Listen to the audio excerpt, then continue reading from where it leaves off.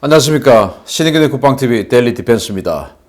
지금 우리 대한민국은 대통령 선거 때문에 모든 이슈가 그쪽으로 지금 블랙홀처럼 빨려들고 있지만 사실은 우리가 이 국제정세도 알아야 됩니다. 지금 유럽 아주 심각한데요.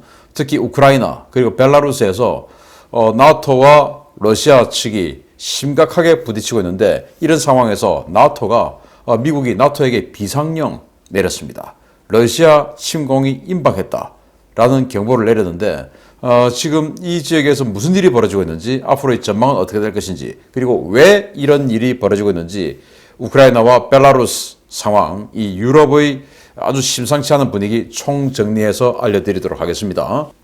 러시아가 우크라이나의 대반군 드론 공격에 엄중 경고를 했죠. 10월 27일인데 이때부터 완전히 그냥 이제 촉발되기 시작했습니다. 이 사진 보시면 뭔가 흐릿한 사진 있죠. 이게 우크라이나가 터키로부터 도입한 TB2라고 하는 아주 값싼 무인 공격기를 가지고 이 돈바스 지역, 우크라이나 동부 지역에 있는 돈바스 지역에 있는 반군의 화포를 공격하는 사진이에요. 그런데 이 화포를 공격한 사진에 사람이 한 3명 보이는데 그 사람이 민간인이었다라고 지금 러시아는 주장하면서 우크라이나는 민간인을 때리는 전쟁 범죄를 했다. 그래서 조사하고 나서 가만두지 않겠다라고 이야기를 한 거고 우크라이나는 무슨 소리냐? 이 돈바스 지역의 반군에 러시아 정규군이 한 2,000명 가량 지금 섞여 있다. 라고 지금 서로 간에 설전을 벌였는데 이때부터 적발됐는데 이때 크레물린궁 대변인이 이렇게 이야기를 했습니다. 터키가 우크라이나에 판매한 공격용 드론이 동부 우크라이나 지역에서 민간인을 대상으로 한 공격에 사용되었으며 현재 국방부와 외무부가 관련 사안을 조사 중이다. 터키의 대우크라이나 무기 판매는 역내 불안을 초래하고 있으며 특히 민간인에 대한 공격 수단이 되었다. 러시아는 이를 우려하며 조사 결과에 따라 대응 조치를 결정할 것이다. 이렇게 해서 이제 이때부터 불과 얼마 안 됐죠. 이때부터 서방 측과 그리고 러시아 측이 완전히 그냥 설전을 벌이고 전력을 들이밀고 있는 상황이 된 겁니다. 자, 그래서 이 사격 이후에 무인기 사격 이후에 러시아는 이 국경 지역에 이런 엄청난 병력을 배치를 했어요.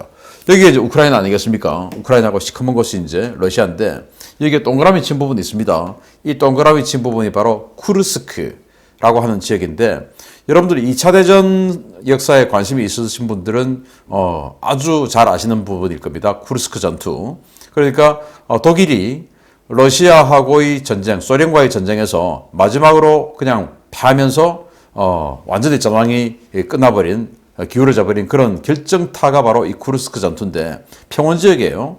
지금은 러시아 지역에 있습니다. 여기에 우크라이나 국경 지역인데 제4 근위 기갑사단 러시아 최강의 전차부대가 이 지역에 배치가 되었고 이런 어마어마한 대병력들이 완전히 그냥 엄청나게 집결을 했는데 한 10만 명 정도 집결을 지금 한 상태라는 거예요. 며칠 상간에. 그렇게 해서 지금 우크라이나는 완전히 지금 긴장한 상황이 되었고 자 그래서 이 우크라이나 쪽에 미군이 흑해 지역에 전력을 밀어넣고 그래서 그것을 이제 엄호하고 또 정찰하고 하고 있으니까 갑자기 느닷없이 벨라루스에서 뭔가 심상치 않은 상황이 터져버렸어요. 바로 이 모습입니다. 시리아, 러시아하고 친하죠. 그런데 이 시리아에 난민 많죠. 그래서 벨라루스가 시리아 부분에서 또 이란, 이라크 부분에서 올라온 중동계의 난민을 벨라루스가 수용소에서 이렇게 수용해놓고 있었는데 그 수용소에서 수용해놓고 있던 그 난민들을 확 풀어버린 겁니다. 자, 폴란드로 넘어가라. 벨라루스하고 폴란드가 국경이 있으니까 폴란드 넘어가라. 폴란드 넘어가면 폴란드부터는 EU니까 국경 없어 그냥 유럽으로 싹 들어가는 거야. 해서 2,000여 명의 난민을 국경 지역으로 밀어버린 겁니다. 그런데 들어가려고 하니까 폴란드와 EU에서 이 철조망에서 딱 스탑 넘어오는 것을 다시 밀어내고 그래서 폴란드와 EU 경찰 병력들이 여기 쫙 깔려서 못 넘어오게 한 겁니다. 그러면 다시 수용소에 돌아가야 되죠. 그런데 그게 아니고 벨라루스는 다시 군대를 보내서 이 사람들을 못 돌아오게 중앙에 또 막아버린 겁니다. 그래서 이 사람들이 즉 중동계 난민들이 그냥 수천 명이 이렇게 오도 가도 못하게 이 겨울에 그냥 이러고 있는 겁니다. 그래서 텐트가 있는 사람들 텐트 치고 텐트 없는 사람들 어디서 나무 빼가지고 운막 만들고 그리고 나무 잘라서 땔감하고 이런 식으로 지금 며칠째 지금 이러고 있는 겁니다. 그래서 폴란드 총리는 이렇게 이야기를 합니다. 이번 난민 사태의 배후는 루카센코 즉 벨라루스 대통령이죠. 루카센코가 아니다. 푸틴이 진두지휘하고 있다. 그들은 중동 난민을 인간 방패로 삼아 유럽연합을 혼란에 빠뜨리려 하고 있다. 이는 푸틴의 제국주의 재건 야욕의 발로이며 이번 사태는 푸틴이 배후에 있다. 라고 폴란드 총리가 이렇게 의회에다가 현안 보고를 했습니다. 푸틴이 지시해서 벨라센코가 이렇게 하고 있다. 라는 건데 그럼 푸틴은 왜 이렇게 하냐? 우크라이나를 때리기 위해서 성동격사하는 것이죠. 북쪽의 벨라루스에서 EU의 어떤 관심을 확 끌어당긴 후에 갑자기 우크라이나를 쳐버리는 이런 양동작전, 성동격서 이런 전략이 아니냐라는 것이죠. 그래서 이런 상황이 되니까 영국이 개입을 해서 파병을 하겠다는 거예요. 그래서 육군 병력을 여기 국경지대에 파병해서 폴란드가 전화에 휘말리지 않도록 억제력을 하겠다. 그래서 영국이 지상군 병력을 폴란드에 파병을 하기로 결정했습니다. 그러니까 러시아는 또 영국에게 니들 뭐 하는 짓이야? 라고 하면서 투폴레프 160 블랙잭 전략 폭격기, 핵무기 탑재할 수 있는 폭격기죠. 뭐 뚜껑 열지 않으면 이 안에 핵무기가 있는지 없는지 아무도 알 수 없지만 어쨌든 이 전략 폭격기, 핵 폭격기를 영국으로 쑥 들이밀어버렸습니다. 그래서 영국 국방부 브리핑 보겠습니다. 핵무기 탑재가 가능한 러시아의 초음속 장거리 전략 폭격기 투폴레프 160 블랙잭 2대가 12일 오전 10시 45분에 북해에서 영국 영권에 접근했으며 이에 따라 영국 공군이 대응 출격했다. 최초 대응은 스코틀랜드 북부 루이스머스 공군기지에서 유로파이터 타이푼 전투기가 출격했고 이후 러시아 폭격기가 영국 해안선을 따라 남하함에 따라서 잉글랜드 코닝스비 공군기지에서 타이푼 전투기가 추가로 이륙해 영국 영공에서 완전히 멀어질 때까지 차단 기동을 실시했다. 그래서 무르만스크 쪽에서 출격한 이 블랙잭 폭격기가 스칸디나비아를 크게 돌아와서 영국 북쪽으로 쑥 내려온 겁니다. 그래서 스코틀랜드 북쪽에 있는 스코틀랜드 쪽에서 공군기지가 에서 유로파이터가 출격해서 한번 막아냈고 그래도 계속 내려가는 거예요. 그래서 이제 중부에 있는 잉글랜드 지역에서 다시 유로파이터가 떠서 또 밀어낸 겁니다. 그리고는 이제 돌아갔다라는 거예요. 이건 뭐냐? 영국인들이 벨라루스 거기에 왜 지상군 파견해? 이제 이렇게 하는 것이죠.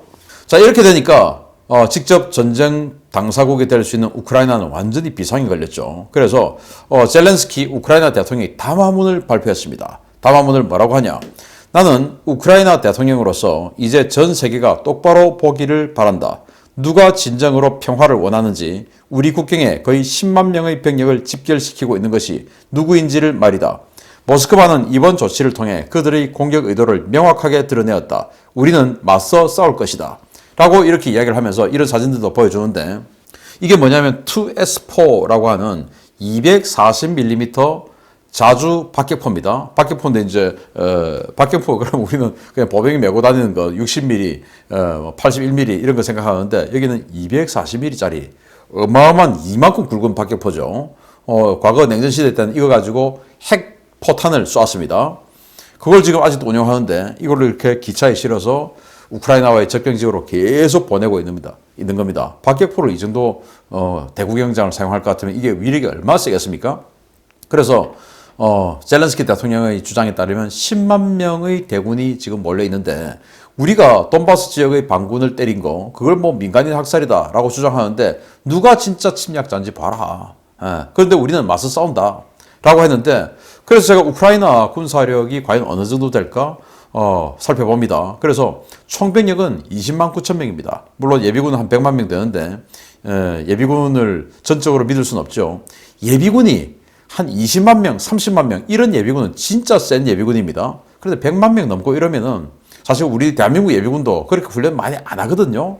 그게 저는 문제라고 생각하는데 그래서 모든 정권에서 모든 육군 참모총장이다 다 국방부다 해서 예비 전력 정예화 계속 이게 화두가 되는데 예비 전력 정예화 하려면 훈련 많이 시켜야 되는데 그럼 우리 젊은이들 싫어하겠죠. 그래서 안 되는 겁니다. 여기도 100만 명의 예비군 그건 이제 뭐 나중의 일이고 정규군을 봐야 됩니다. 그래서 20만 9천 명의 정규군 대부분 육군이에요. 그리고 해군은 한 11,000명, 공군은 한 4만 5천 명 되니까 해군은 흑해를 가지고 있지만 거의 뭐 유명무실한 그런 군대고 공군이 그래도 한 4만 5천 명 되고 나머지는 육군. 그런데 이 쿠르스크 지역을 마주하고 있는 것이다 보니까 당연히 전차전이 예상되는 지역 아니겠습니까? 대평원 지역이니까. 그런데 전차가 지금 이 우크라이나 현역에 몇 대냐? 854대입니다. 그런데 이 중에서 절대 다수가 T-64 전차, 과거 1970년대에 소련군이 주력으로 썼던 주력 전차죠. T-64. 그게 한 700대 정도가 있고, 그리고 T-72 100대 있고, 나머지 이제 T-80 그리고 T-84 오플롯. 이 오플롯이라고 하는 것은 우크라이나가 자체 개발한 겁니다. 이건 뭐 한 열 몇 대. T-84 오플롯이 우크라이나가 자체 개발한 전차다 보니까 이거 엄청 많을 거 아니야? 없습니다. 오히려 지금 태국에 49대나 있으니까 태국이 더 많습니다. 이런 식으로 전차 전력 평원 지역이지만 형편없습니다. 전투기 110대 플러스 정도 되는데 이것도 사실은 다 구형이에요. 미그 29 전투기가 37대, 수호 27 전투기가 34대, 요게 이제 한 71대 정도 되고 이게 전투기죠. 그리고 공격기, 수호 24 공격기가 14대, 그리고 수호 25 공격기가 31대. 이렇게 해서 한 110대 이상의 전투 공격기가 있거든요. 그래서 이런 것들을 보면 거의 뭐 아까 보셨지 않습니까? 제사 근위 기갑사단 이런 전력이 봤을 때 이거는 그냥 진짜 정말 안타깝게도 하루거리가 아니냐라고 생각이 될 정도로 너무나 전력이 러시아에 비해서는 많이 처집니다. 그래서 젤렌스키는 내가 맞서 싸울 것이다. 그렇지만 도와달라라고 하는 것이에요. 맞서 싸울 의지가 없는 상대는 도와주지 않죠. 그래서 맞서 싸울 것이다 라고 하면서 도와달라고 호소를 하고 있는 것입니다. 자, 그래서 정말 러시아의 우크라이나 침공이 임박했을까? 미국은 실전을 경보했습니다. 영국 텔레그래프가 보도를 했는데요. 미국 정부 관계자가 유럽연합 카운터파트에게 러시아의 최근 군사적 행보에 대해 경고하며 러시아가 우크라이나 접경 지역에서 수만 명의 병력을 동원해 대규모 군사작전에 나설 가능성이 있다고 통보했으며 이는 2014년 크림반도 병합 당시와 유사한 형태의 침공으로 나타날 수 있다고 덧붙였다. 영국 정부 관계자는 정부는 이 같은 보고에 대해 매우 우려하고 있으며 정부 안보 당국 관계자들 사이에 초조함과 불안감이 돌고 있다고 전했다. 그래서 미국과 영국은 사실 우크라이나에 책임이 있는 국가입니다. 왜냐? 소련이 해체되고 나서 우크라이나에 핵무기가 많이 남았죠. 그래서 1200개 이상의 핵무기가 우크라이나에 있었는데 그걸 해체했습니다. 우크라이나는 뭐 핵공국이 될 의지가 없었고 그런 능력도 없었고 그래서 경제 지원을 해주기로 하고 또 안보 지원을 해주기로 하고 당시에 1991년, 1992년 이 협상이 진행될 당시의 러시아는 완전히 뭐 이 주변국을 무력으로 침공할 그런 능력, 의지 아무것도 없는 나라였죠. 그래서 우크라이나 안보 지켜줄 거죠? 라고 물어보니까 당시 옐친 러시아 대통령이 당연히 지켜드리죠. 라고 약속을 했고 그러면서 이 영국과 미국은 혹시 그래도 나중에라도 러시아가 때리면 우리가 확실하게 군사적으로 지켜준다. 라고 약속을 했음에도 불구하고 그 이후에 푸틴이라는 아주 독재자가 들어오고 그러면서 천연가스, 석유 등의 지하장을 팔면서 경제력이 올라가고 그리고 군사력을 재건하고 하면서 소련이 과거 소련의 영광을 되살리고 싶어하는 욕망 이런 것들이 나타났죠. 그러면서 2014년도에 그들이 흑해함대 기지를 임대해서 쓰고 있던 그 세바스토폴이 있는 크림반도를 때려버렸지 않습니까? 그런데 분명히 러시아가 우크라이나를 치면 미국과 영국이 막아주겠다라고 하고는 핵무기를 폐기했는데 그때 14년대 안 막아줬죠. 그래서 그때부터 지금까지 미국과 영국을 비롯한 서방 세계는 러시아를 불법 침략국으로 규정하고 지금까지 계속 경제 제재를 하고 있는 겁니다. 그래서 지금 러시아가 경제적으로 아주 힘든 거예요. 이런 역사입니다. 그런데 그러면 지금 7년이 지나고 이제 8년째로 접어들 텐데 이 상황에서 다시 러시아가 우크라이나를 칠 때 미국과 영국은 과거의 약속대로 다시 군사력을 보내서 싸워줄까? 여기에 대해서 우크라이나는 굉장히 이제 겁이 나죠. 자, 이런 상황인데 영국은 왜 관심이 있냐? 자기네들 책임이 있으니까 지금 관심이 있는 겁니다. 자, 그래서 미국은 여기에 우크라이나를 때리지 못하게 하기 위해서 군사력을 들이밀었고 나토 연합함대를 소집했습니다. 그 연합함대가 집결하기 전에 미국의 선발대가 먼저 흑해에 들어갔습니다. 이게 지금 희한하게도 공개된 러시아군의 상황판이에요. 상황판에 자 여기 보시면 사각형 박스가 있고 여기 S자로 뭔가가 지금 돌고 있습니다. 그리고 여기 이제 일자로 이렇게 회랑이 있습니다. 이 회랑은 우크라이나 쪽이죠. 루마니아와 우크라이나 쪽에서 나온 회랑입니다. 그리고 여기 있는 큰 이 섬이 바로 크림반도, 섬처럼 보이는 게 크림반도인데 이겁니다. 그래서 이 지역을 지금 이 나토 연합함대가 계속 순찰 중이고 이 계속 이제 배후에서 러시아군 배후에서 러시아군을 자극하고 있죠. 함부로 우크라이나를 때리지 마라. 왜? 바로 이 지역, 이 박스 있는 이 지역에서 지금 전쟁이 벌어질 것 같거든요. 그러니까 지금 러시아 상황판에 보면 미국 측 전력으로는 마운트 휘트니함, 이거는 이제 지휘함이다. 우리 7함대, 미국의 7함대에 있는 지휘함이 바로 블루리지 아니겠습니까? 전쟁 지휘함. 이 6함대는 마운트 휘트니가 전쟁 지휘함입니다. 그리고 이지스 구축함인 포터가 이 지역에 지금 가 있고, 그리고 존 랜셜이라고 하는 탄약함이 포트에게 해상에서 탄약을 제공해주는 이런 훈련을 하고 공개를 함으로써 우리는 지금 싸울 능력과 의지가 있다. 이런 걸 과시를 했죠. 그러면서 지금 미국이 이 지역에 투입하고 있는 항공 전력은 대부분 정찰기입니다. 러시아가 진짜로 우크라이나를 때릴까? 이걸 계속 보는 것이죠. P8, 포세이돈이 지금 가 있고, 그리고 터키의 인시릴리 기지에서 U2 정찰기가 지금 계속 출격하고 있습니다. 글로벌 호크가 또 작전하고 있고, RC-135W, 리벳 조인트 감청 정찰기가 계속 또 작전하고 있어요. 이러면서 러시아를 들여다보고 있는 겁니다. 과연 전쟁할까? 러시아는 이 나토 연합함대에 대비해서 순양함이죠. 11,000톤급 슬라바급 순양함인 모스크바함, 그리고 크리박3급 호위함이죠. 4,000톤급 호위함인 아드미럴 에센, 이렇게 수상 전투함을 배치해서 마운트 휘트니함과 포트함을 견제하고 있고, 그리고 한 명을 알 수 없는 킬러급 잠수함 한 척이 지난주에 여기서 포터와 마운트 휘트니함을 모사해서 잠대함 미사일 사격 훈련을 실시해서 니들이 더 들어오면 쏴버린다 라는 걸 보여줬어요. 그리고 수호-24 펜서 공격기, 수호-30 멀티롤 전폭기, 그리고 수호-35 전투기, 제공 전투기, 이렇게를 배치해서 여기를 지금 미군 그리고 나토군을 견제하고 있습니다. 이렇게 지금 대치를 하고 있어요. 자, 그러면은 왜 러시아가 갑자기 이렇게 세게 나올까요?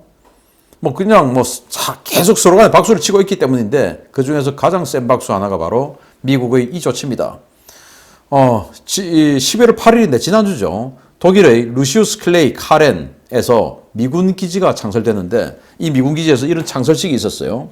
제56 포병사령부가 재창설됐다. 이 56 포병사령부의 마크는 이겁니다. 뭔가 칼이 있고 칼 옆에 불꽃이 번쩍번쩍 튀고 있죠. 그러면서 이 칼은 미사일 같이 생겼죠. 미사일입니다. 확 솟아오르는데 옆에 불꽃이 번쩍번쩍합니다. 그리고 그 위에 뭐가 있습니까? 퍼싱이라는 글이 적혀 있습니다. 퍼싱, 냉전시대 후기에 중거리 핵미사일이죠. 그래서 이 퍼싱이나 이런 중거리 핵미사일을 해체하기 위해서 미국과 소련이 INF, 중거리 핵전력 폐기 협상을 해서 폐기했던, 바로 그 퍼싱을 운용하던, 모스크바를 때리던 서독에서 그 부대를 재창설한 거예요. 그래서 사령부는 이 독일에 배치를 해놨지만 전력도 여기 있을 거다 상상하는 것은 순진하죠. 전력은 폴란드 쪽으로 전진 배치를 했을 가능성이 높습니다. 그래서 여기에 MDTF가 들어가는데, 이 MDTF라고 하는 이 태스크포스 부대는 이런 화력대대를 가지고 있습니다. 프리즘 미사일, 사거리 500에서 700km짜리 지대지 미사일이죠. MRC, 여기는 370km SM-6 해상 미사일을 지대지로 바꾼 370km짜리 사거리 미사일, 그리고 토마호크, 지대지 토마호크를 쓰고요. 핵무기가 들어갑니다, 거기는. 그리고 LRHW, 2700km짜리 극초음속 지대지 미사일도 배치가 되어 있습니다. 이렇게 한 개 대대에 각각의 포대가 배치가 되어서 어디에 있을지 몰라요. 그러면은 독일에서 때리면 1620km, 폴란드에서 때리면 모스크바까지 960km. 모스크바는 큰일 난 겁니다. 이러니까 니들이 이런 식으로 나와 가만히 있잖아 해서 지금 이제 이런 그 전황이 에스컬레이션 되는 게 아니냐 생각이 되는 것이죠. 자, 그래서 우크라이나 동부를 반드시 장악해야 되는 러시아의 그레이트 게임 있어요. 지도를 더 또 크게 확대를 해서 이렇게 보면 세력이 하나의 이 장기판으로 놓고 봤을 때 미군은 이런 식으로 흑해로 쑥 들어갑니다. 미군과 나토는 들어가서 우크라이나 쪽에서 더 이상 러시아군이 지중해 쪽으로 남하할 수 없기를 기대합니다. 왜? 지중해는 전부 유럽이니까. 그래서 지중해 쪽으로 러시아군의 전력이 더 이상 들어올 수 없게끔 견제하는 차원에서 이 흑해 쪽으로 더 들어가기를 원합니다. 그거의 핵심이 크림반도죠. 그런데 러시아는 지중해 쪽으로 나오고 싶어 합니다. 그런데 지중해 입구는 지금 터키와 그리스로 인해서 꽉 막혀 있습니다. 그러면 우회해서 돌아 나와야 되죠. 우회해서 돌아 나오려 하는 그 출구가 어디냐? 바로 시리아입니다. 시리아로 가려고 하니까 중간에 조지아 옆에 아르메니아 있죠. 아르메니아 친러 국가입니다. 그리고 이제 이란하고 러시아하고 굉장히 돈독해졌죠. 이라크가 갑자기 반미로 돌아서면서 이란하고 또 돈독해지고 있죠. 그렇게 해서 시리아까지 나오는 겁니다. 그래서 시리아에 해군기지 하나 확보를 했고 공군기지 2개 확보를 했습니다. 시리아의 공군기지에 투플레프 22 백파이어 폭격기 3대를 상시 배치를 했어요. 흐메민 기지에. 그래서 여기에는 킨잘 같은 극초음속 미사일을 장비를 해놓고 유사시에 수에즈 운하를 봉쇄하는 임무를 주고 있습니다. 수에즈 운하가 봉쇄되면 이 중동 오른쪽에 있는 5함대와 지중해 6함대가 합칠 수가 없죠. 이런 임무를 맡기는 등 대단히 이 공격적인 지중해 진출을 위한 대단히 공격적인 이런 행태를 취하고 있습니다. 여기에 이 조지아 쪽으로 해서 터키 쪽으로 시리아 쪽으로 내려오려고 하면은 이 회랑이 러시아 쪽에서 출발하는 회랑이 안전해져야 되는데 그게 바로 이 우크라이나의 오른쪽인 겁니다. 이 우크라이나의 오른쪽을 먹어야 이 아조프해, 흑해 위에 있는 조그만 바다죠. 아조프해. 이걸 완전히 장악하게 되거든요. 그렇게 해서 아르메니아까지 확실하게 내려올 수 있는 여건을 보장받게 되는 겁니다. 그래서 지중해로 나온다. 그리고 나토와 미국은 지중해를 못 나오게 막는다. 여기에서 지금 부딪히는 겁니다. 이게 이제 큰 틀에서 봤을 때 그레이트 게임이고, 그런데 문제는 왜 지금이냐? 이렇게 추운 겨울에 왜 지금이냐? 지금은 러시아가 무기를 가지고 있어요. 바로 천연가스라는 무기를 가지고 있습니다. 특히 독일 이런 나라는 러시아에 거의 천연가스를 많이 의존하고 있고, 또 최근에 앙겔라 메르켈 전 총리가 미국의 부탁 또 압박 이런 거 듣지 않고 천연가스 배관 러시아로부터 한 개 더 깔았죠. 그래서 이거 잠궈버리면은 지금 유럽은 큰일 나는 겁니다. 그래서 러시아에게 강력한 힘이 있는데 왜 지금이냐? 자, 이렇게 되면 또 천연가스 가격 상승하고 원유 가격 상승하고 이렇게 해서 큰 어떤 아비 교환이 일어나겠죠. 전 세계적인 경제적인. 그래서 제가 트럼프 대통령이 지고 바이든이 집권했을 때 그걸 제가 분석하면서 이 바이든 측은 이 에너지 가격, 유가 이런 걸 가지고 계속 등락을 거듭시키면서 전 세계를 혼란에 빠뜨리고 해서 뭔가 이득을 취할 가능성이 아주 높다. 그래서 유가가 곧 폭등할 것이다 라고 제가 올 초에 예견을 했었는데 지금 중동 지역에 미군이 빠지면서 유가 엄청 올랐죠. 거기다가 지금 이 유럽에서 이런 식의 러시아와의 충돌이 발생하면 유가가 더 오를 겁니다. 천연가스 가격도 더 오를 것이고, 이런 것을 일부러 획책하고 있다라고 믿기는 힘들지만 아무튼 이러한 상황이 지금 유럽에서 벌어지고 있고, 실제로 러시아는 우크라이나를 저런 식으로 칠 가능성이 있다. 저렇게 쳤을 때 과연 미국을 비롯한 나토 지상군이 도와줄 수 있을까? 우크라이나 아직 나토가 아니거든요. 이런 엄청난 전운이 유럽에서 불고 있다. 동쪽에서는 대만 때문에 굉장히 긴장하고 있지만 사실은 그것보다 더 가능성 높은 것은 우크라이나와 러시아의 전쟁. 여기에 나토가 어떻게 가세를 하느냐. 이게 지금 당면한 군사적 충돌이다 라는 것을 총정리해서 여러분들께 알려드렸습니다. 마치겠습니다. 감사합니다.